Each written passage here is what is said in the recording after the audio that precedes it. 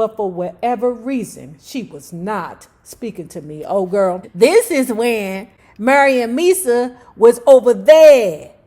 Misa was hunching on Suge, and Mary was hunching on that dude, Danny Boy, that bisexual dude.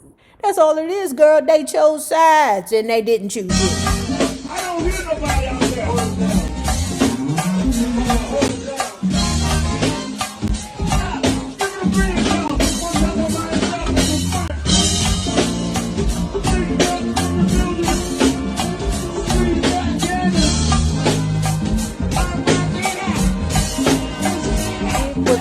A number of tracks for the album. That July, while he and I were both on the charts with our own songs, Junior Mafia released Players Anthem, which also became very popular at radio. It was as if anything associated with Bad Boy was blowing up. Although Junior Mafia wasn't a bad boy act, it was still part of the sound since Big was so heavily involved with the project. Lil' Kim immediately stood out to me on the record, and I thought she was dope as a rapper. I still didn't have much of an opinion on her personally, but when I heard her flow on Players Anthem, I knew she was very talented. And then Total, the R&B trio, also signed to Bad Boy, dropped their first single, Can't You See, from the soundtrack to the movie New Jersey Drive. Big rapped on the intro to the song, and it became another instant classic. Man, let me tell you something. Man, first of all, they picked the funkiest beat to do it to. James Brown, The Big Payback. Man, you could have put Roger Rabbit on that mother frigger and it would have been hot. You hear me? That intro said, give me all the chicken heads from Pasadena to Medina. Bet Big get in between her. Oh yeah, Big would have got my ass. In the middle of the day now, baby, I seem to think of only you. And y'all know the lead singer, Keisha, is Omar Epps' girlfriend, baby mother, wife, all of that stuff. You have to understand, the summer of 1995 belonged to Bad Boy. Everything Puff touched shot to the top of the charts, and every act on his label was enjoying success. But not the money, Faith. You the only one around there getting through the money, Faith. It was a very exciting time. In between performing my single at various outlets and putting the final touches on my album, Mark Pitts told me to prepare to go out to LA to work with legendary Babyface. He was putting together the soundtrack to Waiting to Exhale for Arista Records, and I was chosen to perform Kissing You for the album. I learned the song, flew out to LA with Cheryl, and recorded the song with Babyface at his home studio in Los Angeles.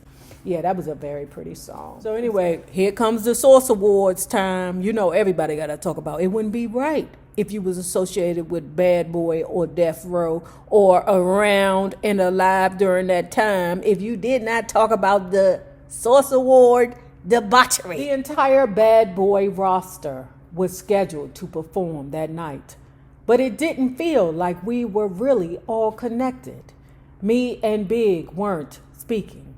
I did my sound check alone. I didn't rehearse with any of my label mates. I didn't even know who for sure was performing or what songs they were going to do. It was definitely a sign of how things were going to play out. Because although I was on the label, as time went on, I would begin to feel more and more isolated. That night, Puff sat between me and Big during the award ceremony. Me and Big were barely tolerating each other, and I was just trying to focus on what I needed to do. Before our performances, I went backstage to prepare to present an award. I stood with Chris Webber and Puffy, who were both presenting with me, and we made small talk while we waited to be introduced and go on stage to present. We could hear what was going on stage, but at some point we heard a low rumble of oohs. Yo, he tried to play Puffy out, I heard someone say. It turned out that Suge Knight had gone on stage and dissed Puffy after presenting an award. If you don't want the owner of your label on your album or in your video, Suge said to the crowd, come to death row. Now at that point, Puff was really beginning to get a lot of shine from being in videos. He was in all of Big's videos. He was in Total's video and Craig Mack's. That was his thing. He was ushering in a new era of branding himself and not staying in the background the way most producers did.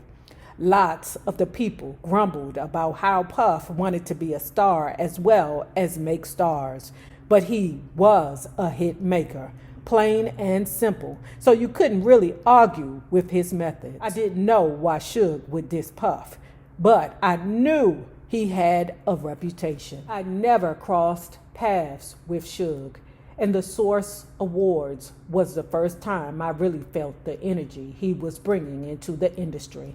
I wasn't the only one. Throughout the awards and after the ceremony, there was a certain amount of tension over Suge's remarks. As the awards wrapped up and everyone began to make their way to the various after parties, I saw Mary J. Blige. Her album that I worked on, My Life, had been released the year before, and she was still riding the success. At the ceremony, she'd taken home a Source Award for Best R&B Singer. We'd both become very busy, so we didn't hang out as much as we had the previous summer, but we were still friendly. Hey, Mary, I said when we crossed paths. It was crowded, and I knew we wouldn't really be able to stop to talk for long. But Mary just looked through me as if she'd never seen me before in her life. I looked at her for another moment, thinking maybe she didn't hear me. But then she just looked at me and then looked away. Then I waved. Nothing. I knew she had seen me, but for whatever reason, she was not speaking to me. Oh, girl. This is when Mary and Misa was over there. Misa was hunching on Suge, and Mary was hunching on that dude, Danny Boy, that bisexual dude, that underaged bisexual dude, Danny Boy. That's all it is, girl. They chose sides, and they didn't choose you. I wondered what the hell that was about. I didn't have time to really stress it because there was so much going on that night. But I did wonder what kind of beef she could possibly have with me. The year 1995 turned out to be full of questions, and I learned quickly that I wasn't going to like many of the answers. My first single, You Used to Love Me, was selling briskly and on the airways in constant rotation. And just a few weeks after the Source Awards, my debut album, Faith, was released. Junior Mafia released their debut album, Conspiracy, the same day. Big was so influential in the album's success that by the end of the summer of 1995, Big and I were hip-hop's royal couple, even though we barely got the opportunity to operate as a traditional couple. I was trying to take my vows seriously. We never even discussed the possibility of breaking up. Although we spent so much time apart that I sometimes felt like I was single. But I was feeling very lonely. And at the time in my life when things were coming together professionally, I felt alone in my personal life. In August 1995, we were featured on the cover of Vibe magazine together. Both of us dipped in matching black outfits and sitting in a top-down convertible looking ghetto fabulous. Yeah, it was weird because now Puff was completely used to the idea of us being married, and it was considered cool to have us featured together. But we weren't even together like that.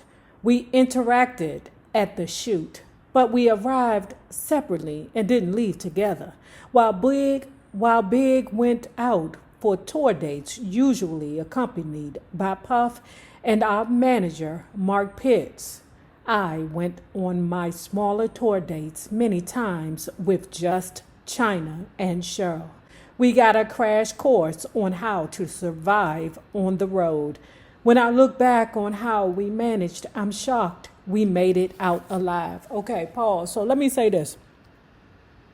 What couple was that when, was this Ike and Tina Turner? I'm not sure who it was, but I believe that when Biggie was on the road with Junior Mafia, he and Kim were together.